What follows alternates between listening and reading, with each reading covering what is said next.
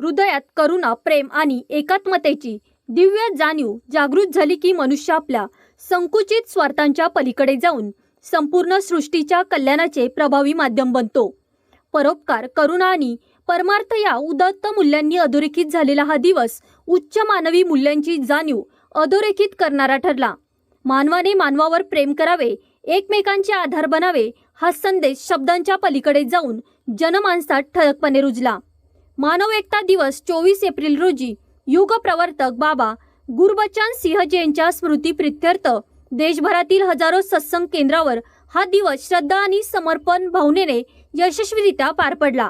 हे केवळ एक आयोजन नव्हते, तर प्रेम, सद्भावना आणि निष्काम सेवेचे प्रभावी प्रतिबिंब म्हणून ते सर्वत्र उमटले. मानव एकता दिवसानिमित्त संत निरंकारी सत्संग भवन, काळेवाडी, पिंपरी येथे विशाल रक्तदान शिबिर आयोजित करण्यात आले होते.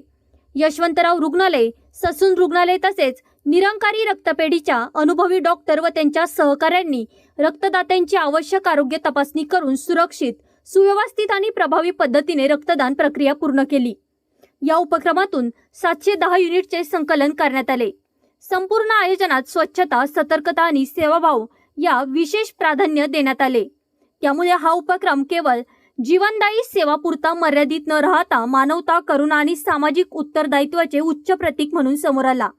आमदार श्री शंकर जगताप, महापौर श्री रविभाऊ लांडगे, पिंपरी चिंचवड महापालिकेचे आयुक्त श्री विजय सूर्यवंशी, त्याचबरोबर अनेक नगरसेवक, सामाजिक कार्यकर्त्यांनी उपस्थित राहून मिशनच्या कार्याचे कौतुक केले.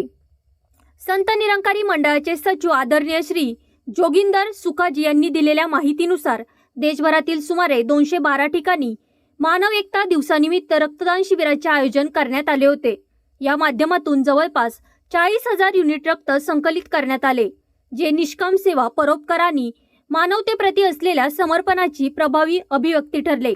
विशेष म्हणजे रक्तदानाची ही पावन परंपरा मागील 4 दशकांपासून अखंडपणे सुरू आहे. आतापर्यंत 9,174 रक्तदान शिबिरांच्या माध्यमातून सुमारे 15,230 युनिट रक्त संकलित करण्यात आले असून मानव सेवेप्रती निरंकारी मिशनची अटळ बांधिलकी यामुळे अधोरेखित होते. युगप्रवर्तक बाबा गुरबचन सिंह यांनी सत्य, साधेपणा आणि सद्भावनेचा मार्ग दाखवत तरुणांना नशामुक्त जीवनाचा अवलंब करण्याचे आणि आपली ऊर्जा समाजसेवेसाठी वापरण्याचे आवाहन केले. बाबा हरदेव सिंहजी यांनी रक्त नाड्यांतून वाहावे, नाल्यांतून नव्हे हा संदेश देत सेवेला जीवनाचा अविभाज्य घटक बनवले आहे. हाच सेवा संदेश सद्गुरू माता सुदीक्षाजी महाराज यांच्या मार्गदर्शनाखाली आजही प्रभावीपणे पुढे नेला जात आहे.